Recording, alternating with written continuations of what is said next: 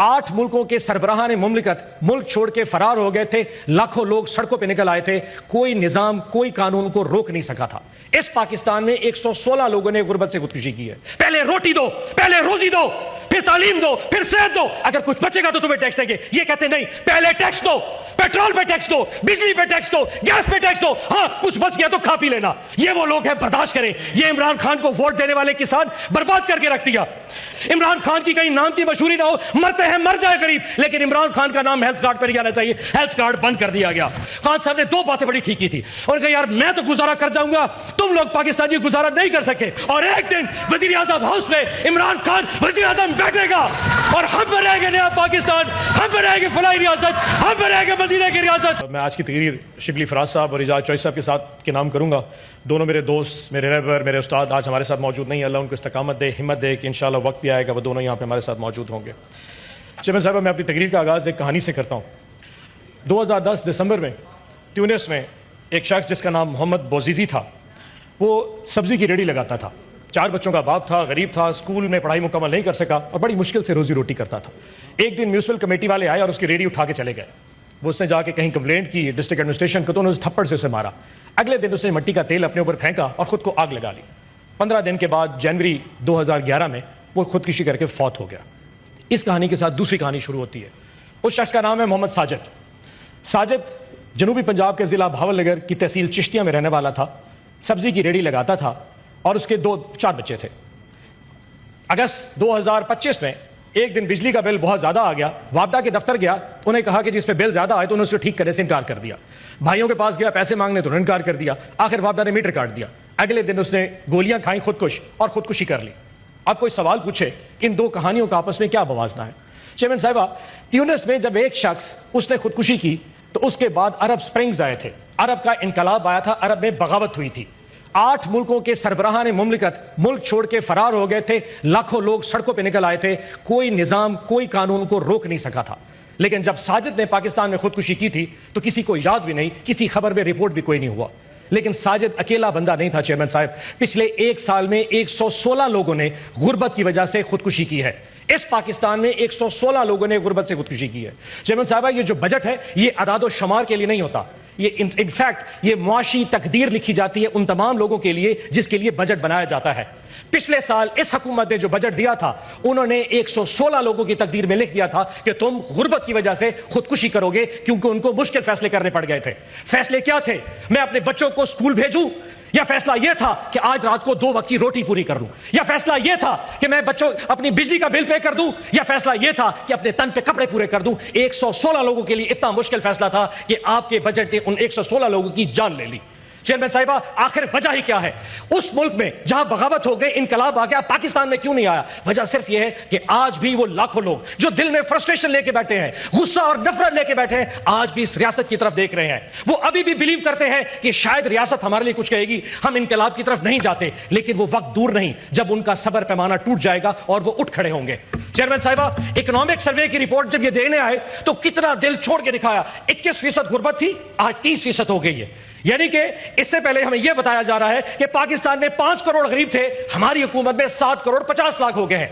UNO की report के मुताबिक पाकिस्तान में 45% लोग इस वक्त गुर्बत की लकीर से नीचे हैं, जो कि 11.5 करोड़ बनते हैं। और उसके लिए क्या डिफाइन किया कि 8,400 रुपया जो कमाएगा वो गरीब है, जो 8,500 कमाएगा वो अमीर हो जाएगा। चेयरमैन साहिबा, मैं आपसे पूछता हूं, आप 8500 रुपए मुझे एक दिन का बजट बना के दिखा दें, एक दिन का, जिसमें 3 वक्त का खाना भी हो, बिजली का बिल भी हो, मुलाजमीन की तनख्वाह भी हो, आपके बच्चे भी घूमने जाएंगे। क्या आप 8500 रुपए में, जिसको अमीर कहते हैं, कोई बजट बना सकता है? नहीं बना सकता।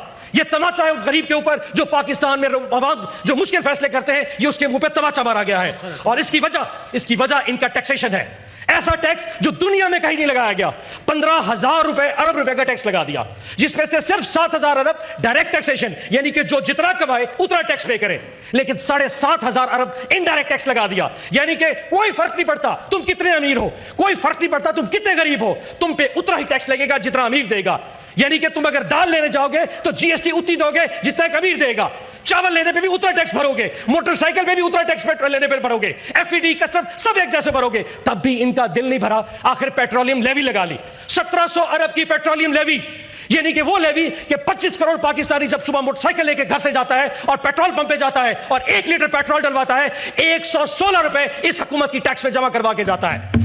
یہ پاکستانی جو کمائے نہ کمائے ان کو پیسے دے کے جائے گا. چیئرمین صاحبہ, ریاستیں ٹیکس اکٹھا کرنے کے لیے نہیں بنائی جاتی, ریاستیں فلاح کے لیے بنائی جاتی ہیں. پہلے روٹی دو, پہلے روزی دو, پھر تعلیم دو, پھر صحت دو, اگر کچھ بچے گا تو تمہیں ٹیکس دیں گے. یہ کہتے نہیں, پہلے ٹیکس دو, پیٹرول پہ ٹیکس دو, بجلی پہ ٹیکس دو, گیس پہ ٹیکس دو, ہاں کچھ بچ گیا تو کھا پی لینا, کچھ بچ جائے تو تعلیم دے دینا, کچھ بچ جائے تو صحت پہ خرچ کر دینا. یہ وہ ظالم لوگ ہیں.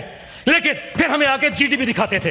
جی ڈی پی کی شرح 3.7%, سٹیبلائزیشن ہو رہی ہے. اس سے پہلے بہت نیچے تھے, اب اوپر آ گئے. وجہ یہ ہے کہ پیٹرول کی قیمتیں بڑھ گئی. حضور والا, فروری 2022 میں عمران خان کی گورنمنٹ میں $120 تک کروڈ گیا تھا. افغان صاحب, $120 تک کروڈ گیا تھا. ہم نے 160 روپے سے زیادہ ڈیزل نہیں بڑھایا تھا. کرونا ہمارے دور میں آیا تھا, 2 سال کرونا ہمارے دور میں آیا تھا. جس وقت ہمیں اٹھا کے باہر پھینکا گیا, اس وقت بھی 6% ہم نے گروتھ دی تھی. ایسے نااہل لوگ کیا ہے جن کو سمجھ کچھ نہیں ہے, صرف اعداد دکھا دیتے ہیں کہ یہ بجٹ بنا دیا گیا ہے. لیکن چیئرمین صاحبہ, اس پہ سب سے بڑا ظلم میرے جنوبی پنجاب کے ساتھ, میرے کسان کے ساتھ, میری زراعت کے ساتھ. 24% آپ کی جو اکانومی ہے وہ زراعت پہ چلتی ہے. 24%. اس کی گروتھ کتنی دکھائی؟ 4% گروتھ دکھائی. اور وجہ کیا؟ گندم. میں نے چیئرمین صاحبہ پچھلی دفعہ بھی کہا تھا اور تارڑ صاحب نے مجھے جواب دیا تھا کہ حکومت پنجاب کی ناکام پالیسی کی وجہ سے گندم کی شرح فیصد کم رہ گئی, اس کی اتنی ہارویسٹ نہیں آ سکی. اس سال 27 ملین ٹن گندم پیدا ہوئی ہے. چیئرمین صاحب ہلکا سا موازنہ کر دیتا ہوں. اس سال پنجاب پورے پاکستان میں 2.70 کروڑ ٹن گندم پیدا ہوئی اور ریٹ کتنا ملا؟ 2500 سے 3000 روپے من. الحمدللہ عمران خان کے دور میں 2.84 کروڑ ٹن گندم پیدا ہوئی تھی اور ریٹ کتنا تھا؟ منیمم 4000. مجھے کسان فون کرتے تھے کہ جی ہم نے 4000 روپے نہیں بیچ دی, ہم 5000 سے نیچے نہیں بیچیں گے. یہ وہ حکومت تھی. اس کے ساتھ مقابلہ کریں ان کا کمپیرزن کہ اس وقت ڈیزل کتنے کا تھا؟ ڈیزل 160 روپے کا تھا جو آج 380 روپے کا ہے. یوریا کا بیگ 1600 روپے کا تھا جو 4480 روپے کا ہے. ڈی اے پی 8000 کی تھی جو 19000 روپے کی ہے. کرایہ جو زمین کا کرایہ تھا اس وقت 75000 ایکڑ تھا, آج 1,25,000 میں کوئی زمین نہیں دیتا. اس بٹ صاحب پلیز, سینیٹر صاحب بیٹھ جائیں.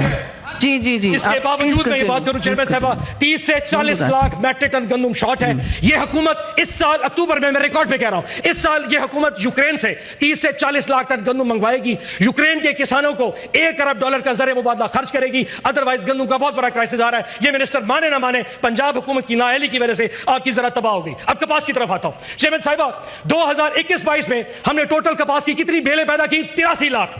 آج اکنامک سروے میں رپورٹ دے کے بتا رہے ہیں کہ ٹوٹل 70 لاکھ بیلیں پیدا ہوئی ہیں کپاس کی. مزہ کی بات دیکھیں چیئرمین صاحب, 300 ٹیکسٹائل ملیں چلا کرتی تھی ہمارے دور میں, آج 150 ملیں چل رہی ہیں. اور جو 150 بند ہوئی ہیں اس کے ساتھ ہر ایک مل کے ساتھ 12 لومیں وہ اٹیچ ہوتی ہیں. ٹیکسٹائل مل چلتی ہے تو 12 لومیں چلتی ہیں. 12,500 لومیں بند ہو چکی ہیں.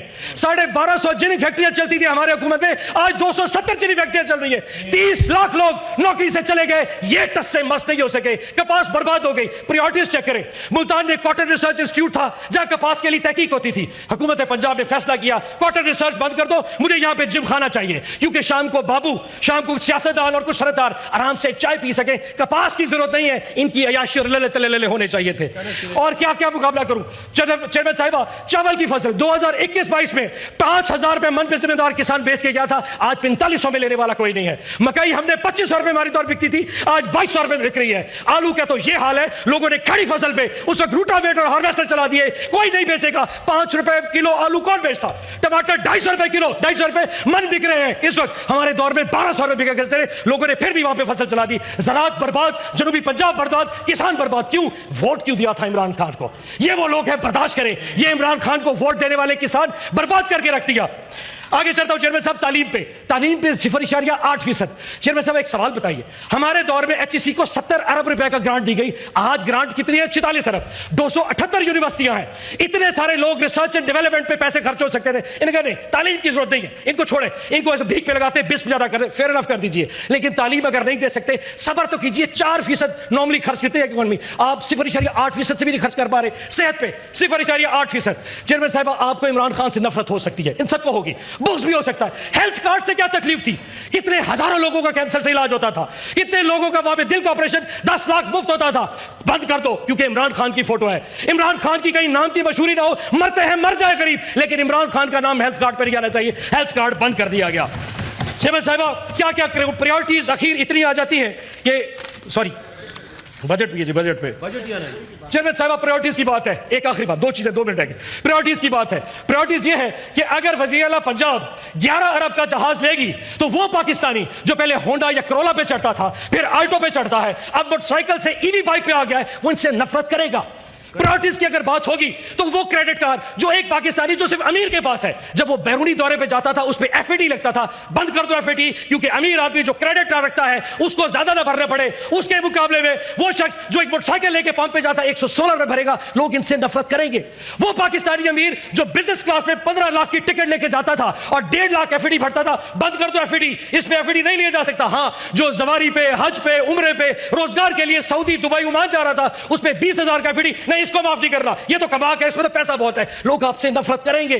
चेयर साहब प्रायोरिटीज की बात होती है. जब आप जीओआर डिफेंस में, डीएचए लाहौर में बाबुओं के लिए 20-20 करोड़ के बंगले बनाएंगे और एक पाकिस्तानी जो पहले कनाल के घर में रहता था अब 10 से 5 मरले से किराए में घर पे आ गया, वो आपसे नफरत करेगा.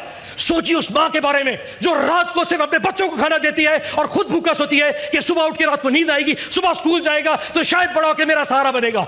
सोचिए उस बाप के बारे में जिसके तन पे फटे हुए कपड़े हैं, वो बच्चों की फीस तो अदा करता है, नया सूट नहीं लेता, ये जब बड़ा होगा मेरे लिए कुछ मेरे बुढ़ापे का सहारा बनेगा. और सोचिए उन 70 लाख नौजवानों के लिए जो उन माँ बाप की मेहनत की वजह से बीए की डिग्री हाथ में लेके फिरते तो है और इस रियासत की तरफ देखते हैं कि शायद ये रियासत मुझे नौकरी दे दे और मैं अपने बूढ़े बाप के लिए कुछ छोड़ूं. वो आपसे नफरत करेगा.